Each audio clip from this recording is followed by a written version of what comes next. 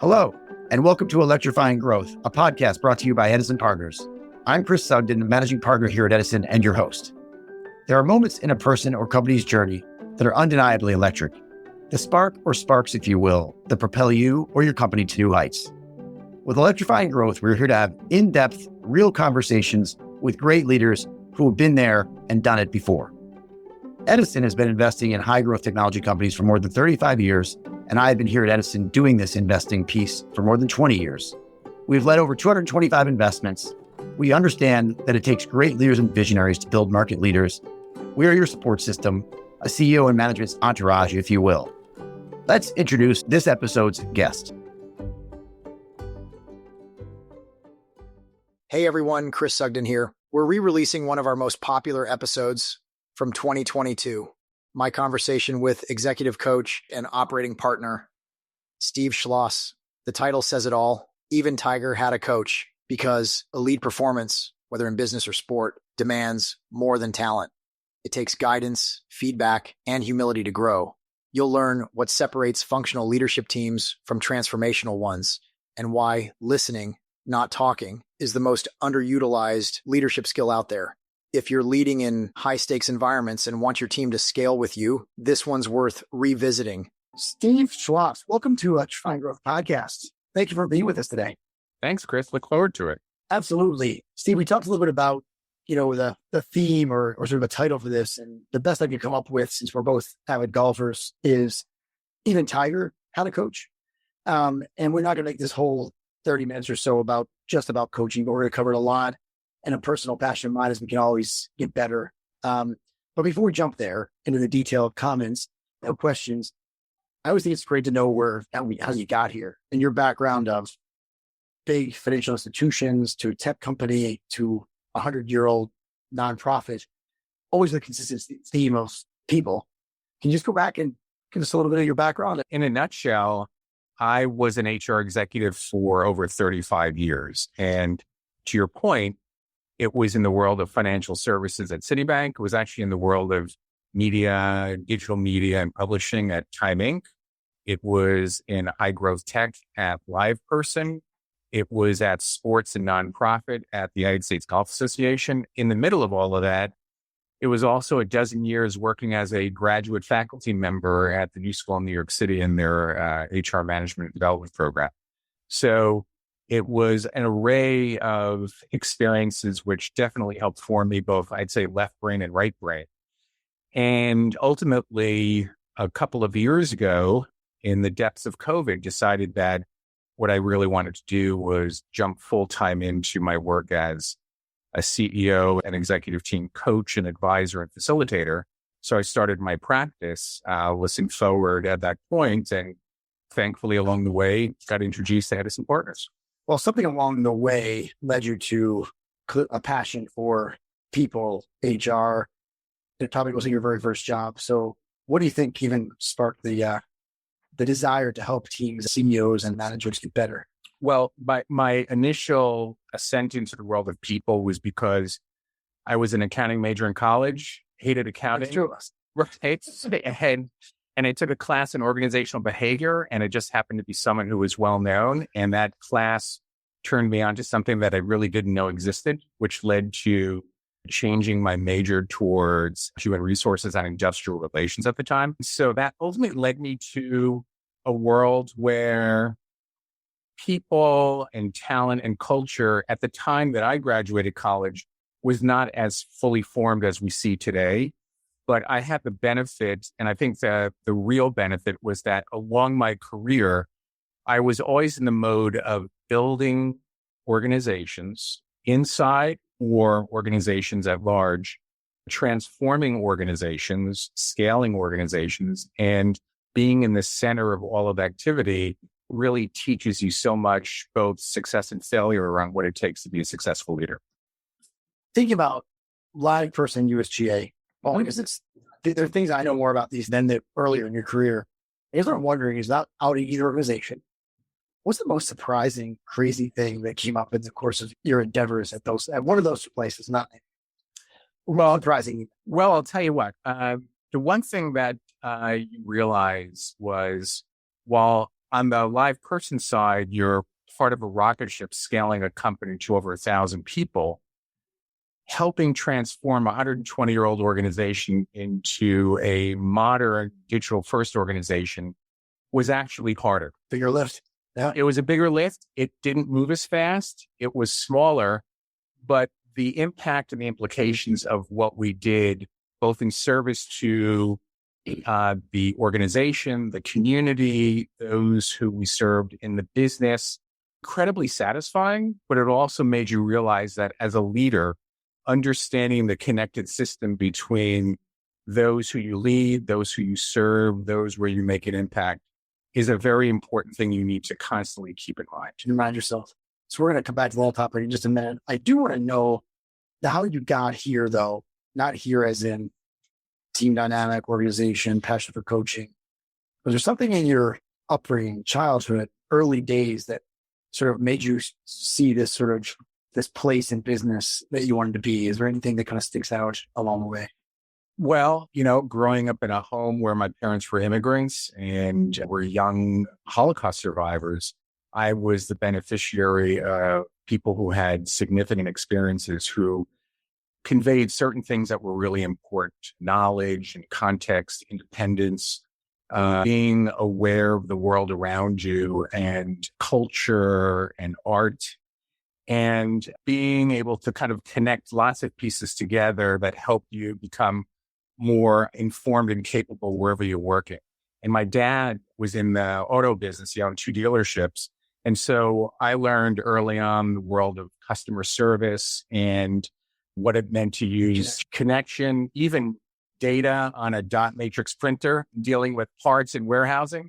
But I think ultimately the notion of how you engage with people and seeing it up front at a very young age is something that I still have memories of very clearly in my head. It's interesting. Similarly, my dad was in sales and owner his own business. I do have like to say, nothing starts without the first sale, and sort of appreciation for what that actually means. It doesn't mean closing the deal. It means having a connection with the people. And hence the HR coaching sort of aspect of your career. I can see that. So let's just talk leadership. You and I just spent a few days together on actually our CEO summit, but up at West Point, even more importantly. And the theme was really all about leading, both training leaders and also being part of a team to be led and to lead a team. So given that, I think we all have a leadership style. In fact, we'll talk a minute about leadership philosophy, even documenting that. But how would you describe your leadership style? My leadership style. So I would define it as a blend of being pragmatic, intentional, contextual, responsive. I'd say the number one word that I really care deeply about is being a listener and using it to the advantage of the person or the team that I'm helping, as well as for myself. And that's one of those things, growing up in a home where there was a lot of noisy meals when the family was together. Exactly. And I was a bit more of the shy person. So I guess I had to really hone in on my listening skills. It has evolved over time into something that I use both in helping CEOs and executive teams, and also teach people how to do that better, because it's an underutilized capability and one that people don't realize might be more important than their ability just to communicate and speak to others, whether it's individually or groups. Well, where I may not know, but I happen to, you went so far without listening to even call your company ListenForward. That's correct. So I guess you take that pretty seriously. I do. As it relates to what we heard last week, we probably all subconsciously think about leadership style, leadership philosophy. I think we heard to be very intentional about leadership philosophy, even go as far as documenting it. Have you ever done that? Have you ever documented your philosophy on leadership? Somewhat. In some ways, the ListenForward philosophy is kind of my leadership philosophy, which is essentially to recognize that the more you can improve yourself, you can also improve others around you and make a greater impact, whatever that might be. And that's something that you have to be committed and willing to do. Well, that goes to what you do, I guess, in the coaching, a team or individual. Absolutely. You're all about improving yourself. What do you think, and this is like, I know a tough question to answer, but the common mistake, maybe it's a couple that you see leaders and or team dynamic and the leaders in that team make as it relates to style and or philosophy? So let's use the world that we're living in high growth organizations. Right. And so what I typically find is that leaders who are in the position to scale their company to the next level have to, in some ways, and this is akin to being at West Point, is they need to be more disciplined than they realize. And to be disciplined, intentional and thoughtful about not just about yourself, what you need to be more effective, what are your biases, where are your strengths and weaknesses, is also understanding what it takes to design and build the team that you need for the next stage. And in doing so, being thoughtful about what goes into the process of determining the kind of team you need, the type of people that are on the team, the nature and the purpose of the team itself, and how it actually sees itself in the context of leading the organization. The way the team is structured, some of the accelerants that allow the team to be effective, and ultimately the extent to which you as a leader need to be a coach. And that's how do you use your time in helping the team be more effective, and how do members of the team help each other along the way? And ultimately, how do you as a team maybe commit to reflecting and looking at yourselves over time to realize that it is a team sport to scale and grow a company. And it doesn't matter how good you are as an expert, success will really come more from your ability to be the leader as opposed to be the expert in the area that maybe was the basis for building your company in the first place. So there's a great adage. I'd almost boil this all the way down to, we know there's a cliche, what got you here will get you there, which sometimes is almost overplayed today in some of the channels that talk about this topic. But the other one, this colonel had a saying that I think it goes something like, we like to say at West Point, you have the team you deserve. That's correct. Which is kind of interesting, right? If you really double click on that, how do you think that saying manifests itself in some of the clients you've worked with when you think about what it is today, what it needs to be tomorrow? So I literally say you get the team you deserve all the time. It's simple. And ultimately, what happens is people don't realize the effect that they have on those they lead. And that may be a question of blind spot, but it may be that in this modern workplace, the style and approach that they used in the past just is no longer relevant and valuable. As a matter of fact, that also, when you consider leading an organization, building an organization, I'm literally working with a group within the Edison portfolio, and we've been focusing on mission and values as an organization and recognizing that given the opportunity, in some ways, we have to go back to zero and recognize that the new version of ourselves requires some reframing about what success looks like. And let's bring people along for this. But in some ways, we're relaunching ourselves as a team and as an organization. All new. We actually heard about this a little bit. And as you went here, a little bit of a pivot to culture first and then come back to coaching next. We also heard a little bit about, artifacts, both how meaningful they are or how present they might be. And they may be physical artifacts. They may be, things that we just do. They're part of our culture. Just observe a bit about maybe this example you're pulling on in your mind, going all the way back to zero. Is it really possible? And if so, what are tips you would give to a CEO who's thinking we got to improve culture, we got to relaunch our culture, we got to be more intentional about our mission and values? Let's just start with culture for a second, the general sense of culture. So I can think back in my career, but also more recently, where the topic of culture can get quickly lost in a lack of understanding about what it is and who owns it. And what it is, it's not a thing. Not posted on a wall. No, it's just who we are as an organization. What are the rituals, the behaviors, the processes, what we use to drive our organization forward, and that our culture is the underpinning. However, culture changes. It can change because of conditions that are impressing upon the organization. It can change when you have new leaders in an organization. However, when you think about culture in the context of values, you can also make or break culture if you're not living up to what it is you're saying is important for the organization. And the one thing that I see is a lack of alignment between words and action. And that gets leaders into trouble. And we saw it in, I think, the time of George Floyd, where companies uttered statements but didn't live up to their actions. And that had massive implications on many levels.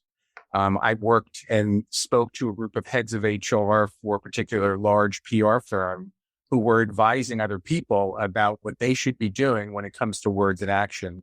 Yet their own employees were upset that they were not living up to their own supposed set of values and culture.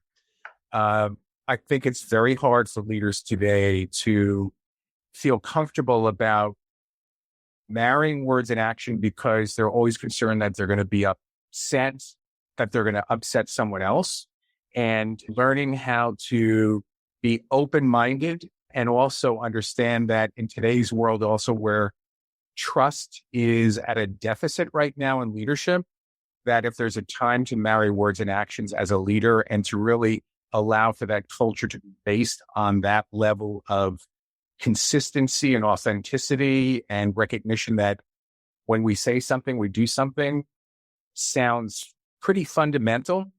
But for many leaders, they can't seem to get it right. So that you pulled the word there at the end, authenticity. You know this, our values stated are intact, right?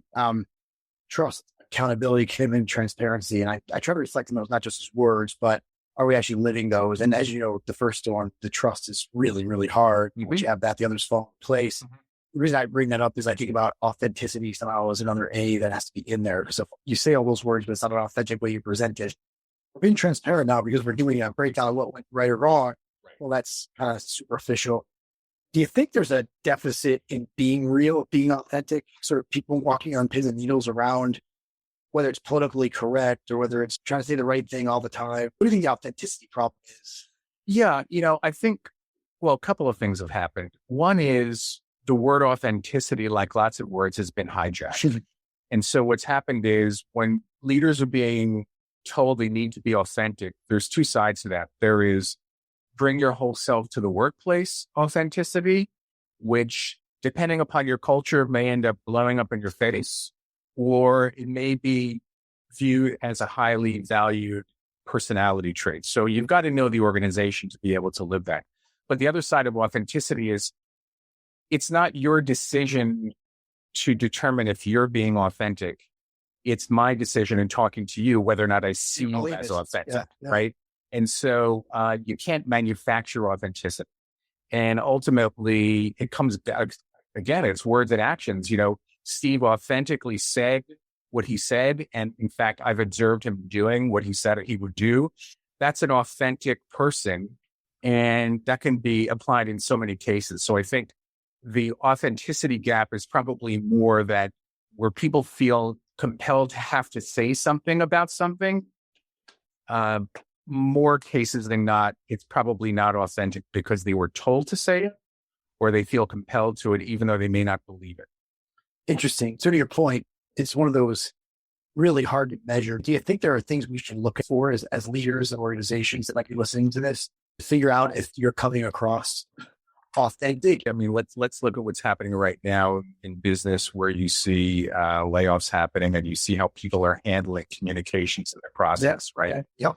And you see, I think it's what Stripe did. And if you saw the communication from the Stripe CEO versus other organizations, there was a certain authenticity and recognition of the issue, the challenge, the reason to make a decision, the outcome, its effect, and ultimately what we're hoping to do going forward. So that's one way to look at it. The other way is how are people treated along the continuum of being an employee in a company?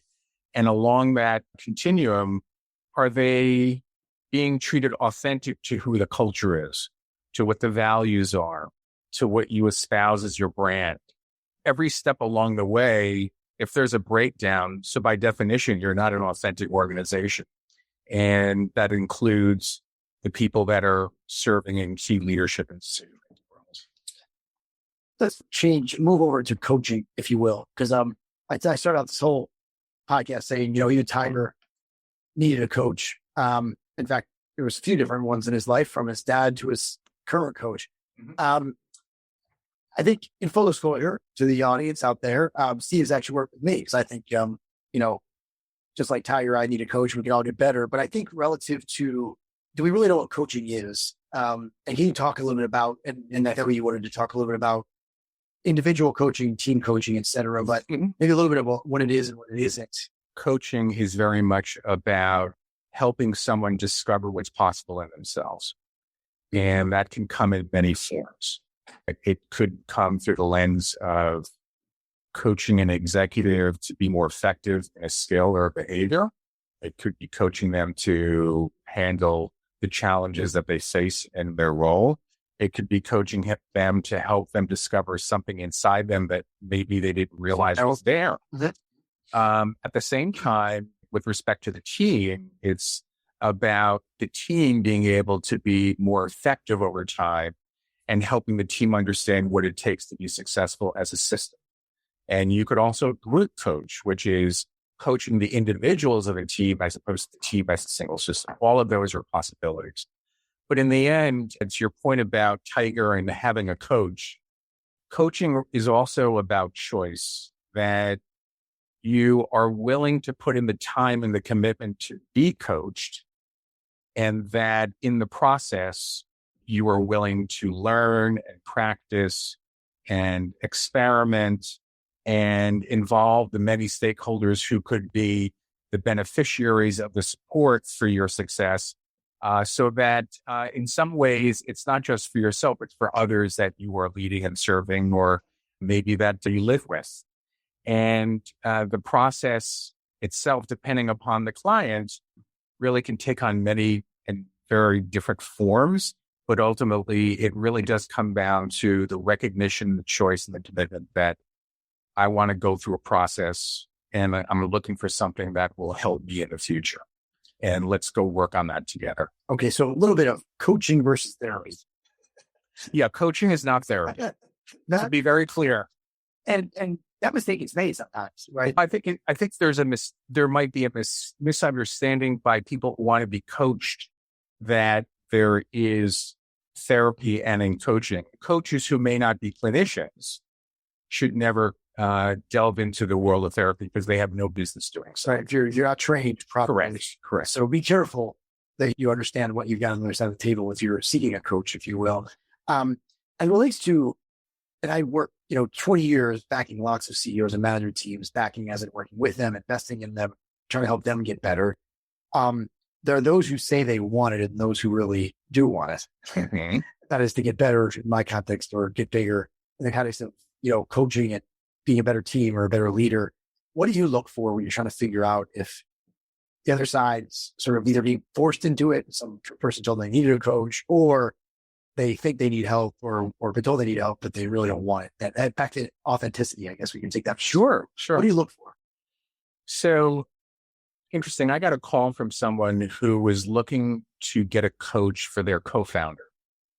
And once we started the conversation, it was very clear that the person who was asking was currently getting coached. But once we went down the path of why the co-founder might need a coach, we also realized that there are some larger issues afoot that while this person might require a coach, they may not be the right action to take at the moment. So there's clarifying and understanding what the context is and the path that you might follow. When it comes to a person that an organization says, we'd like this person to be coached, oftentimes this is where you might have to have an alignment conversation between the sponsor, the leader, the person who's going to be coached, and the coach to say, okay, let's understand what we're trying to achieve here. Because for a coach, the client arguably might be the organization who is sponsoring this as opposed to the individual who might be asking directly for the coaching. So the context is an important foundation. Lastly, if a person is resistant to coaching, especially once they begin the coaching process, there might be moments where a coach has to determine whether or not this is the right moment or the right relationship. And let's consider and evaluate if this is working. That can happen. It doesn't happen often. But if it does, it's both to the benefit of the coach and to the benefit of the coachee. Well, to bring this to a wrap, got you on a closing question. Could you reflect on your career, advice and or something that's been held as a company's truth, universal truth, that is absolutely wrong? Wow, that's a good question. I would say a truth that is absolutely wrong is that the accountability of success in an organization and for growth is up to the individual. And what I mean by that is many times organizations will say, we give people all the resources and we expect you to kind of develop yourself. That's a fallacy. The ownership from the CEO to the executive team and for leaders is to, in fact, grow and shape both leaders, employees in the organization, and spend a lot of time on that. One of the things we certainly experienced at West Point is a very structured example of that, but an organization committed to seeing that happen every step of the way, and they invest a lot of time and money in the process, and they're disciplined about it in their own way. The extent to which leaders put the same amount of time and effort in growing their people and putting accountability on leaders to be able to be team builders and team leaders may be more important than telling people, figure it out for yourself. Here are all the tools. Correct. It actually goes full circle. We talked about this before we started the pod here. That was, we both heard this saying. I heard it at West Point 6 years ago. You have the team you deserve. So if you think you're just handing them the tools and they're not figuring it out, or they're not going as fast, maybe it's your fault, if you will. So yeah, absolutely. And frankly, as a metric for success in looking at succession or identifying leaders inside your organization or bringing in externally is the extent to which you can see their ability to build, to scale, and to get the most out of the teams that they have underneath them, and to treat that as a critical skill set around the table of your executive team is something that, to me, is top of mind and crucial. Steve, awesome stuff. I always enjoy talking to you, both with personal coaching and with our portfolio companies. But thank you, Steve, for your time today. It's a pleasure, Chris, always. Thank you for joining this episode of Electrifying Growth. A special thanks to this week's guest for sharing their time and insight. For more resources, inspiration, and a look inside the Edison Partners Network, sign up for our newsletter at www.edisonpartners.com. Click on the Stay in the Know button in the top right corner of our webpage. Thank you again.